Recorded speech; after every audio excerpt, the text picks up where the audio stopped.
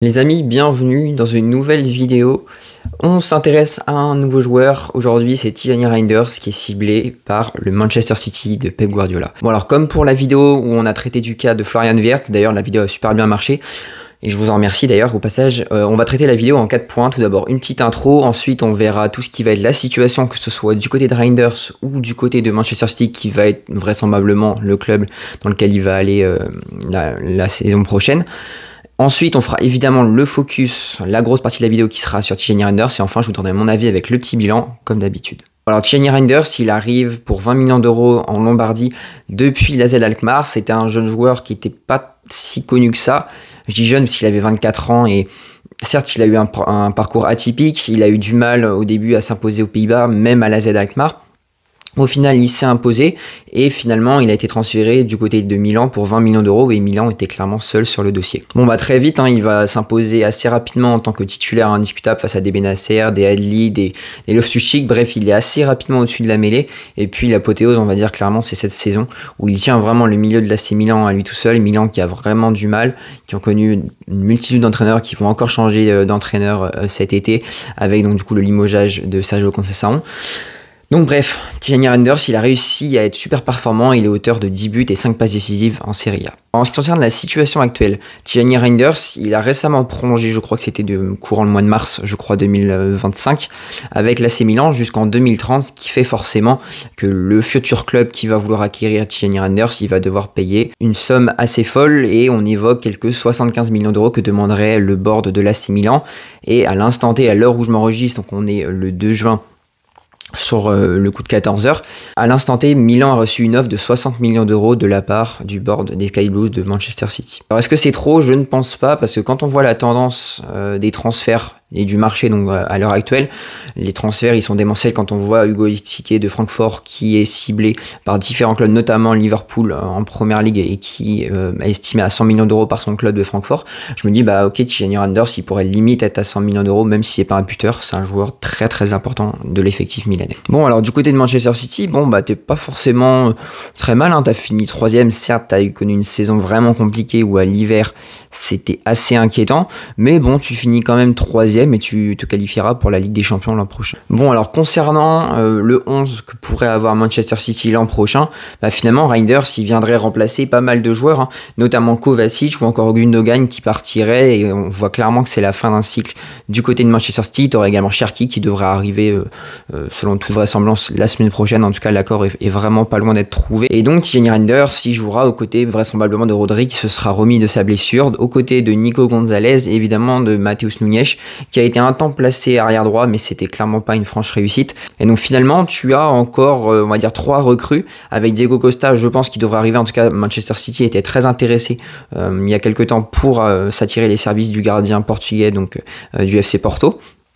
Et puis 2 recrues, donc un backup à Gvardiol à gauche, et puis évidemment ton titulaire, donc on parle de Tino Livramento, pour arriver au poste de latéral droit, mais là ça va être assez compliqué vu qu'évidemment il y a Newcastle, et que Newcastle évidemment joue la Champions League l'an prochain, c'est aussi pourquoi Isaac va vraisemblablement rester au poste de buteur à Newcastle.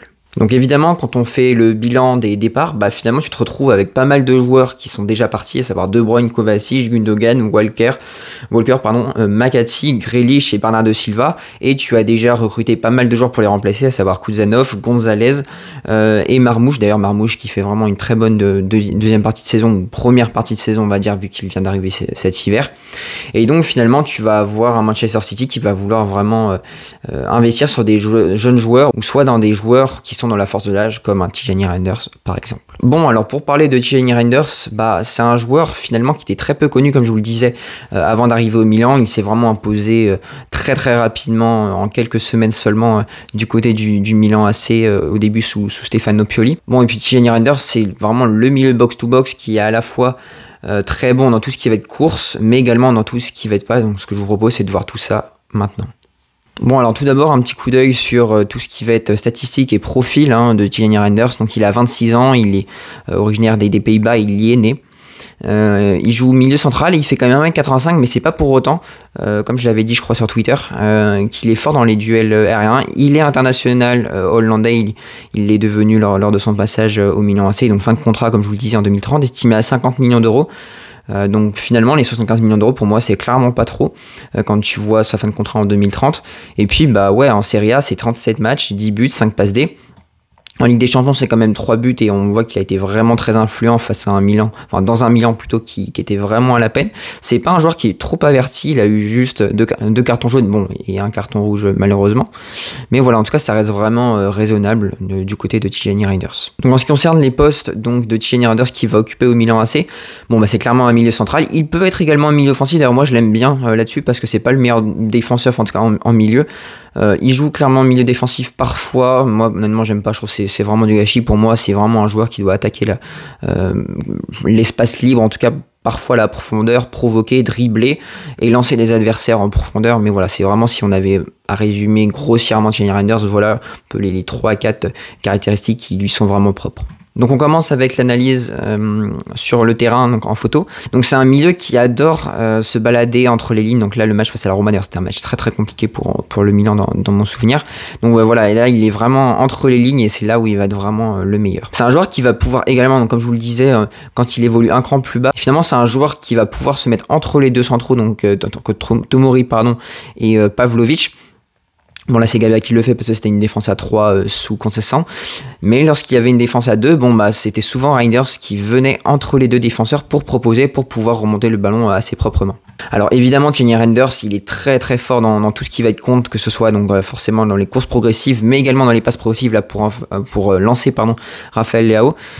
Et ouais, franchement, encore une fois, là, comme on le voit sur cette image-là, il va vraiment attaquer l'espace libre. Bon, et finalement, quand tu poursuis l'action, bah, tu as Tijani Reinders qui va combiner avec Pulisic. Malheureusement, ça n'ira pas au bout. Comment ne pas évoquer la qualité de frappe de Tijani Reinders? Là, il va allumer la cage ici, mais on l'a vu également avec les Pays-Bas où il a vraiment une très bonne qualité de frappe. Il va pouvoir lancer également encore une fois ici Pulisic en profondeur. L'action se poursuit, Pulisic va combiner avec Reinders, malheureusement encore une fois l'action n'ira pas au bout. Mais voilà, en tout cas Reinders et Pulisic ils adorent combiner ensemble et pour finalement peut-être avec Savinho, avec Foden. Évidemment il y a aussi des appels dans la profondeur qu'il est capable de faire avec Tomori qui est ici, qui va mettre le ballon à Reinders. Malheureusement ça sera un peu trop fort, mais en tout cas voilà, c'est vraiment les on va dire 4-5 caractéristiques principales de Tijani. Évidemment, c'est un joueur qui se projette également quelques fois dans la surface, donc surtout quand il joue au poste de milieu offensif. Il combine également très bien avec Rafael Leao. On a dit qu'il combinait évidemment très bien avec Pulisic, mais avec Rafael Leao, c'est évidemment quelque chose qui fait évidemment très bien. Si Rafael Leao décide de jouer, évidemment, c'est un joueur très frustrant quand on le voit sur le terrain.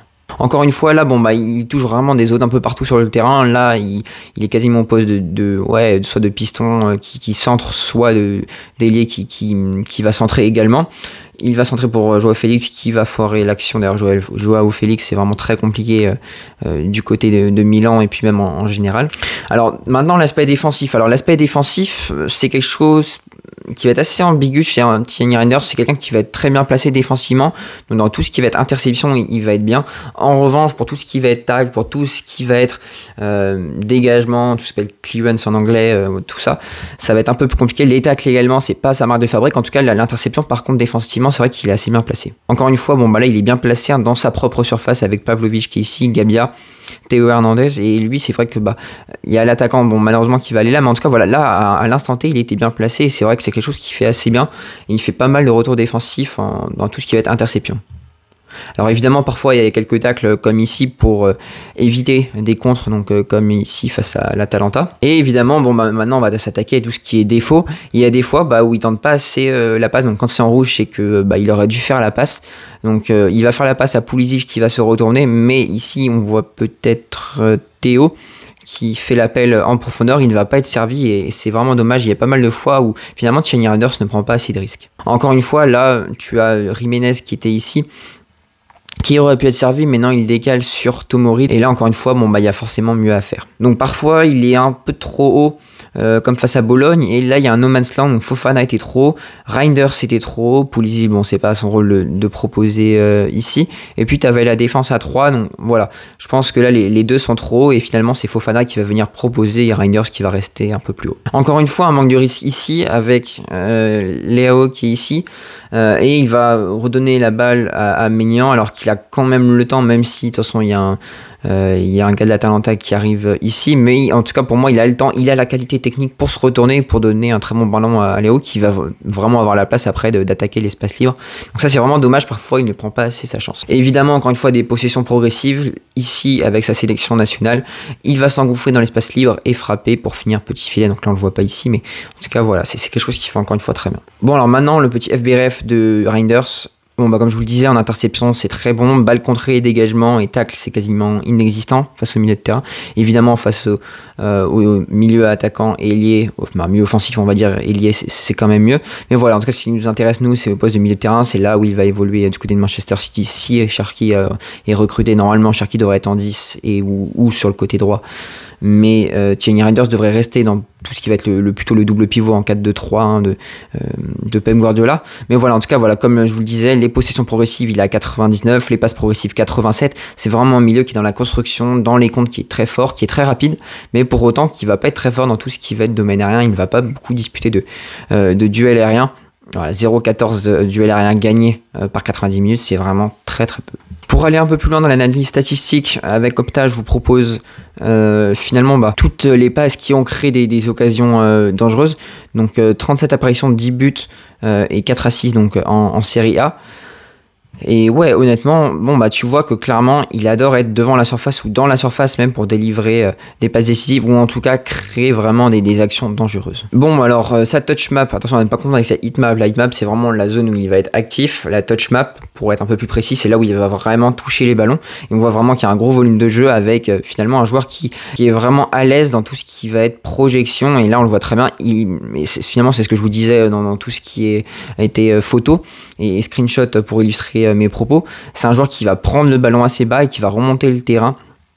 Il va pas également hésiter à occuper un peu le mauvais poste de numéro 6 pour orienter le jeu de son équipe et pour remonter le terrain balle au pied. Évidemment, il sera aussi capable de lancer ses adversaires en profondeur, comme je vous le disais. Ici, vous allez me dire, c'est un peu un gribouillis. C'est tout ce qui est direction de passe, donc pour toutes les passes. Ce que je propose, c'est de voir en Ligue des Champions où c'est un peu plus représentatif. Voilà, là, on voit un peu plus et c'est un autre niveau également. C'est un joueur, donc, encore une fois, ce que je vous disais, c'est un peu une plaque tournante d'un côté. Soit, donc, il prend le ballon et il va vraiment vers l'offensive.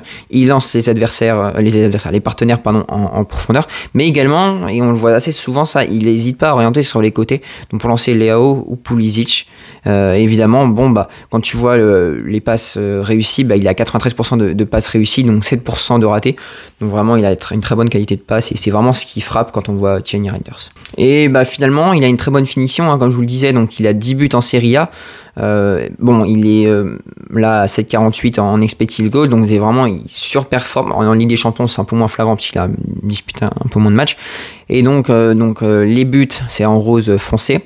Et en blanc et rose, c'est les occasions ratées. Donc finalement, plus c'est gros et plus c'est blanc, plus c'est des grosses occasions ratées.